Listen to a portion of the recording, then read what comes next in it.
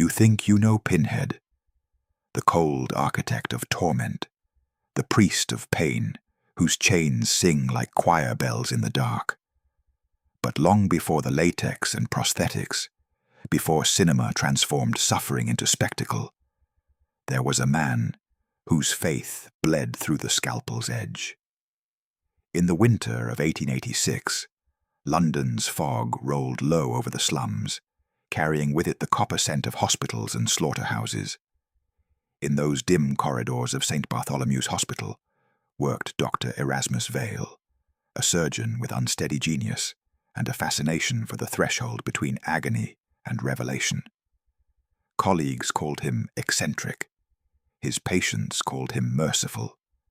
The church would later call him damned.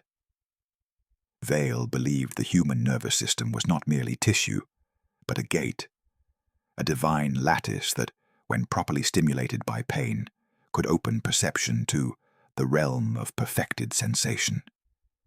He recorded hundreds of procedures seeking that threshold, operations performed without anesthesia, controlled lacerations mapped like constellations across living skin. His notes speak of patients who, moments before death, described light made of sound, voices in symmetry, and a paradise of screaming stars. By 1890, his obsession had grown ritualistic. Candles replaced gaslight in his theater. The crucifix was inverted to resemble the geometry of a wound. Assistants whispered that he began hearing something respond from the other side, a harmony beneath the screams. When Vale disappeared 2 years later, police found the operating room sealed from within.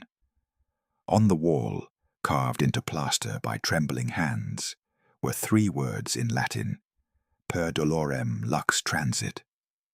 Through pain, light passes. Beside them lay a blood-slicked brass cube, engraved with patterns too precise for human tooling. The reports were buried, the hospital board dissolved the record, and history closed the file. But fragments of Vale's notes survived in private collections and would, nearly a century later, reach the hands of a young playwright named Clive Barker. He would call the being that answered Vale's call Pinhead. The rest of us would call it fiction. We were wrong. London, 1887. The city choked on smoke, disease, and the hollow echo of church bells tolling for the dead. It was a time when seances were fashionable, and faith had begun to rot into spectacle. Hidden among the fever wards and workhouses, Dr. Erasmus Vale gathered a group of visionaries, mystics, and fallen clergy, who shared one heresy: the belief that pain was a path to divinity. They called themselves the Order of the Gash. Meeting in the vaulted basements beneath an abandoned chapel near Whitechapel, they mixed surgical precision with liturgical ritual. Scalpel replaced crucifix. Flesh replaced scripture. Survivors, few as they were, later spoke of sermons delivered over open incisions, hymns whispered between screams. The Order's doctrine was clear. Pleasure and pain were not opposites but mirrors. To break the mirror was to glimpse eternity. Vale taught that each nerve ending was a doorway, and if opened wide enough, one might pass through the body and into revelation. Members of the Order performed elaborate rites of self-mutilation, mapping symmetrical scars upon their bodies to form sigils they believed resonated with divine geometry. Their motto, etched in brass above the altar, read per corpus ad astra, through the body to the stars. Police raided the chapel in February 1888, after neighbors reported singing in tongues and animal cries. They found 13 bodies arranged in a circle, skin peeled into ribbons that spelled words in Latin none could translate. Vale was not among them. Witnesses claimed they had seen him last, standing motionless before the altar, head tilted as if listening to something no one else could hear. When questioned, a surviving novice named Margaret de Vere muttered only, He found the doorway, and he went inside. She died 3 days later in her cell, her tongue fused to the roof of her mouth by an unknown chemical burn. Church authorities labeled it blasphemy. Medical boards called it insanity. But fragments of Vale's liturgies surfaced decades later in forbidden collections at the British Library. Sermons written in blood, drawings of figures with studded crowns, their eyes replaced by polished pins. Historians dismissed them as Gothic fantasy. Yet the images would later mirror the creature the world would know as Pinhead, suggesting that Vale's order hadn't invented horror. They had recorded it. By the spring of 1892, Erasmus Vale's name had nearly vanished from London society. His medical license had been revoked, his writings condemned, his residence abandoned. Yet late one night, at the port of Southampton, witnesses recorded a transaction that would alter everything. Vale purchased from a Cairo antiquarian a small brass cube, engraved with patterns so intricate they seemed to shift in candlelight. The seller, a man named Hassan al-Khoury, was later found drowned in the Thames. His lungs filled not with water, but coagulated blood. Among his belongings was a note written in broken English. "The box hums. It chooses who may open." Vale brought the cube back to his basement chapel and began to experiment. His notes, what little survived, describe it as a mechanism of revelation, a device that responded to blood and touch. The carvings were more than decoration. They were equations, aligning the box's surfaces with human nerve patterns. As he turned its corners, Vale claimed to hear faint metallic voices, like whispers through a cathedral pipe organ. The sound grew stronger each night, resonating through the instruments and walls, until the air itself seemed to vibrate. Servants fled after reporting that the doctor's shadow moved when he did not, and that unseen chains scraped across the stone floor, though nothing visible dragged them. On April 11, 1892, Vale invited 6 remaining members of the order to witness what he called the opening of the threshold. Only fragments of their testimonies remain, found years later in asylum archives. One reads, "The air bent. The light turned to flesh. He was lifted by hooks that came from nowhere, and yet he smiled, as if crowned." When police finally forced entry weeks later, they found the chamber silent. The brass cube sat on the table, wet with something darker than rust. There were no bodies, only the lingering scent of iron and roses. Investigators described geometrical blood patterns on the tiles, concentric circles intersected by jagged lines, resembling the same designs etched on the cube. Forensic reports classified the substance as partially human, partially unknown. All artifacts were seized by church authorities and transferred to an undisclosed location. Yet photographs of the crime scene survive in private collections, the first visual evidence of a ritual that opened something beyond comprehension. The next day, the local paper ran a single headline before it was suppressed. "Doctor disappears amid blood and brass." The truth of what stepped through that door remains unspoken, but the world would never be quite the same again. The first surviving witness to what followed was a nun. Her name was Sister Agatha Rowan, a nurse assigned to St. Margaret's Orphanage on the east edge of Whitechapel. She had known Dr. Vale before his excommunication. He'd donated medicine to the children and treated their wounds free of charge. When his name began appearing in whispered scandals, Agatha refused to believe the rumors. That is, until the night of May 2, 1892, when thunder rolled across London and the air tasted of copper. She claimed she heard chanting rising from the direction of the abandoned chapel. Drawn by instinct or faith, she followed the sound through rain-soaked streets and descended into the crypt where candles still burned. Her diary, discovered decades later inside the Vatican's restricted archives, describes a figure standing at the altar. He was not a man. His skin was like marble stretched too thin, and from his head blossomed a crown of shining pins. He moved with fluid, inhuman grace, and yet when he turned, I saw familiarity in his eyes, Dr. Vale's eyes, filled with mercy and damnation alike. Agatha fainted and awoke hours later on the church steps. The wounds on her palms formed perfect symmetrical patterns, as if nails had pressed into them. When she reported the vision, the convent accused her of blasphemy and hysteria. Within weeks, she was committed to Bethlehem Royal Hospital, where she was repeatedly sedated and silenced. During her confinement, she continued to write. Her later entries shift from prayer to warning. He is not demon nor angel, but consequence. He hears confession through the nerves. His voice is the sound of metal through bone. The church confiscated her journals and sealed them for over a century.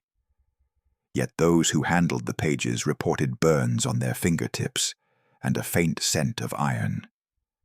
One priest, Father Dominic Lozier, admitted under oath that the sketches within matched the earliest depictions of what Clive Barker's later design team would call the Hell Priest. Her testimony, though branded madness, bridged the human and the infernal. It proved that Vale's transformation was not death, but ascension through mutilation. Sister Agatha died in 1894. Her final words, recorded by the ward nurse, were a whisper barely audible over the rain. He waits in the dark for the next to open the box. When the first reports of Erasmus Vale's transfiguration reached Rome, the reaction was not disbelief, but recognition. Buried deep in the archives of the Congregation for the Doctrine of the Faith lay fragments of older investigations, cases describing angels of mutilation, beings that arrived through sound, geometry, and pain. By 1893, a discreet task force was reformed, Section Thete, an unacknowledged branch of the Vatican's inquisitorial order. Their objective was not salvation, but containment. Within months, black-robed priests trained in both theology and surgery traveled to London under diplomatic immunity, posing as physicians. They entered the abandoned chapel where Vale's order had met, catalogued every remaining instrument, and sealed the crypt with molten lead. What they could not destroy, they archived. Forgotten documents reveal that Section Thurn recovered several of the brass cubes, lament configurations, as they would later be called. Laboratory notes describe them as biomechanical reliquaries, resonating faintly when placed near living tissue. The cubes were shipped to Castel Sant'Angelo in sealed reliquaries, each accompanied by a page of ritual instruction written in mirror Latin. Witnesses inside the Vatican walls later spoke of nights when the castle echoed with clattering chains and distant screams, as if the relics themselves protested their captivity. The Pope's physicians denied it publicly, but reinforced the fortress walls with iron inlays consecrated during exorcism rites. Yet the Church's war was not merely spiritual. Correspondence between Section Third and the British Home Office suggests an uneasy alliance, priests and scientists working together to suppress all public knowledge of the event. Police records were rewritten, witnesses relocated, photographs destroyed. Sister Agatha's journals were smuggled to Rome under the label Materia Obscura. A memorandum dated 1895 concludes coldly. Subject Vale presumed ascended, manifestations ongoing, further engagement risks invitation. Still, the silence came at a cost. Several priests assigned to Section 30 were found dead within a year, bodies contorted, faces frozen in rapture, mouths stitched shut by fine brass wire. Their rooms smelled of ozone and roses. Officially, the deaths were ruled spontaneous hemorrhages. Unofficially, Vatican scribes recorded a final message scrawled in blood upon a cell wall. He promised us paradise and kept his word. By the turn of the century, Section 13 vanished from all budgets and papal registers. Only a few aging archivists still whispered of the Order of the Gash as an infection of faith, something that could never be destroyed, only buried. And beneath the marble corridors of Rome, in vaults lined with rusted chains, the cubes still pulsed faintly, like hearts remembering the rhythm of pain. 3 decades passed. London forgot the name Erasmus Vale, but memory is a fragile lock, and something was already turning inside it. In the winter of 1924, the city shivered beneath thick fog and industrial soot when the killings began. The first was a dock worker found hanging from the rafters of a warehouse, his body pierced clean through by iron hooks that dangled from the ceiling like marionette strings. Police thought it an industrial accident until a second victim appeared, then a third, each suspended in impossible configurations, wounds cauterized as though by frictionless heat. Witnesses swore they heard metallic laughter from the empty streets before dawn. Detective Inspector Harold Wyke led the investigation. He had served in the Great War and believed he had seen every variety of mutilation, yet nothing prepared him for the patterns. The hooks were placed in precise geometric alignment, circles intersected by spirals, the same symbols once etched on the walls of Vale's chapel. "It's mathematics," he told the press before the story was censored. "Murder turned into ritual." The coroner's report, later sealed under the Official Secrets Act, described traces of a translucent resin within the wounds, a substance not native to this world's chemistry. When tested, the material vibrated at a frequency too high to register by machine. Within a week, the samples vanished from the evidence locker. Rumors spread through the police ranks that the killings followed a pattern, 27 years after Vale's disappearance. Files smuggled from Scotland Yard confirmed that several officers reported apparitions near the scenes. A tall, pale man, whose head glimmered with metal pins, moving with fluid, inhuman grace. A constable assigned to night watch claimed the figure addressed him directly. "Suffering is order. Join the design." The man resigned the next morning and threw himself beneath a train that same evening. Public panic grew. Newspapers called the murderer the Chain Phantom.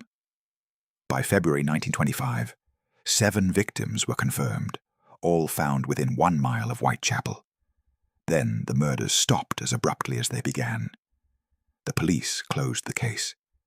The files were transferred to the Home Office and subsequently destroyed in a mysterious fire that consumed 3 floors of the building. Only a single photograph survived, a blurred image of a man's torso suspended mid-air, surrounded by what appear to be streaks of light, forming a perfect circle. Forensic experts dismissed it as double exposure, but those who examined the original plate noticed something else in the negative. A faint shape behind the victim, humanoid, eyes closed, mouth smiling in calm deliverance. When Vatican correspondents learned of the killings, Section the 10th, now operating under another name, quietly reopened its archives. Their conclusion was chillingly brief. The door opens again. The design repeats.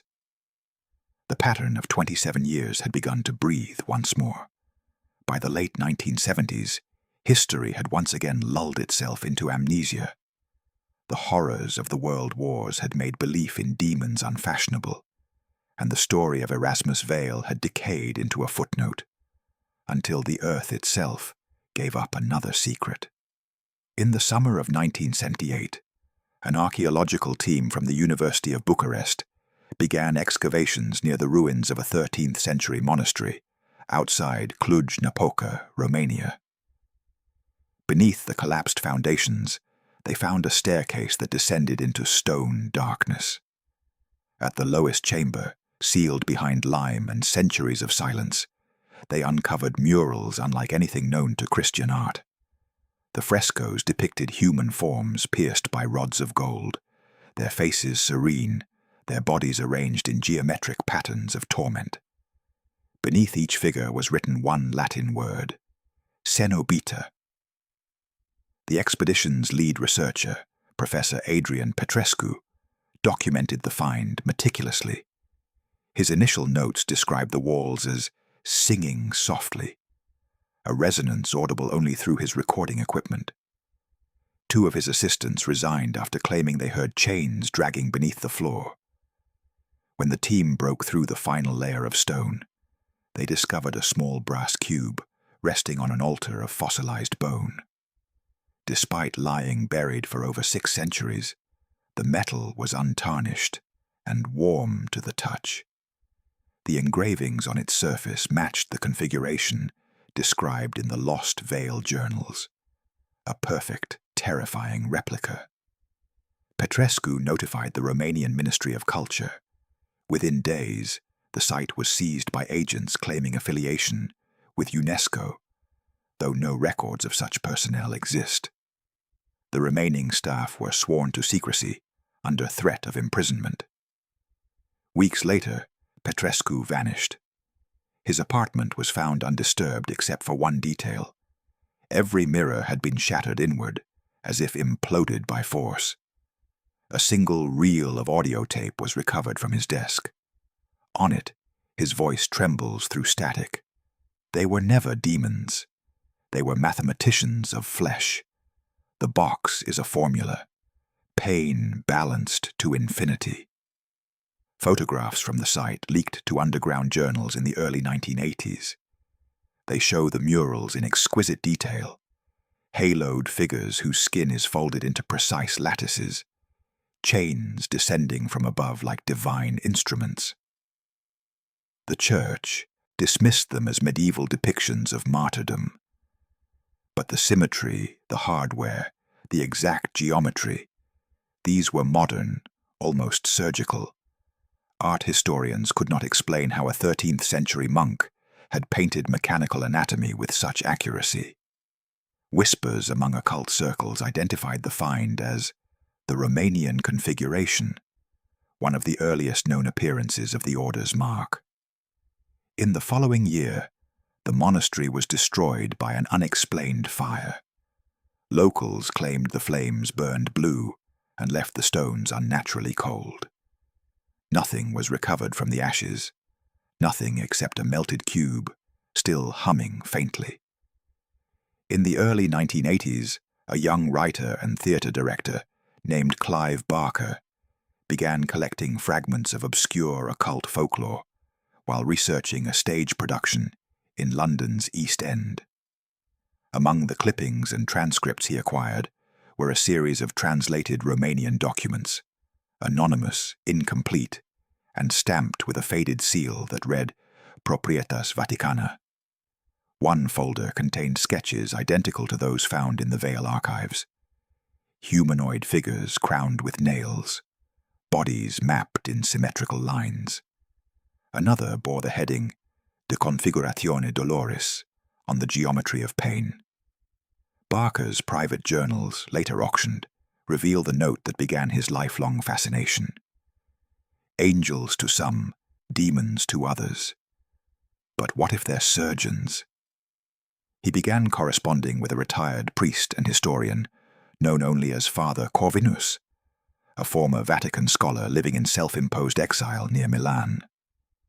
Their letters, never published, but later leaked to a horror magazine in the 1990s, discuss a secret church dossier codenamed Project Gash, containing medical illustrations far too detailed for the medieval era. Corvinus claimed that these images, along with the tale of Veil's disappearance, had inspired a generation of underground mystics obsessed with transforming the human body into a sacred equation. Barker visited him in 1985, staying 3 nights. According to hotel logs, the priest vanished shortly after Barker's departure. leaving behind a suitcase containing burnt pages and a brass hinge plate engraved with Vale's emblem. Barker's next manuscript, The Hellbound Heart, distilled these influences into fiction, but line by line, he encoded the research he could not publish. The box became the lament configuration, the angels of mutilation became Cenobites, and the figure who had once been Erasmus Vale evolved into the Hell Priest, a being neither divine nor damned but perfectly balanced between ecstasy and suffering. His diaries show genuine fear that the act of writing might reopen something dormant. In one passage he confides, "The geometry is not invention. It came from the files. They said it hums when blood touches brass." Hollywood, hungry for spectacle, stripped away the theology and left only the carnage. When Hellraiser premiered in 1987, audiences recoiled from the character they named Pinhead, not knowing that Barker had borrowed the term from an archived psychiatric file, dated 1894, one of Sister Agatha's final entries, labeled "Subject displays cranial punctures, possibly divine." Barker never explained this connection publicly. When asked in interviews where the image originated, he replied, "From somewhere very old and somewhere very close." After the film's release, Barker received several anonymous letters postmarked from Romania. Each contained a single photograph, a dark corridor lit by candlelight, a faint outline of a man adorned with nails across his head, eyes closed in prayer. The letters stopped after the third envelope. He burned them, but in one later interview, years after, he admitted softly, "When I wrote it, I dreamed of chains. They were waiting for me to finish.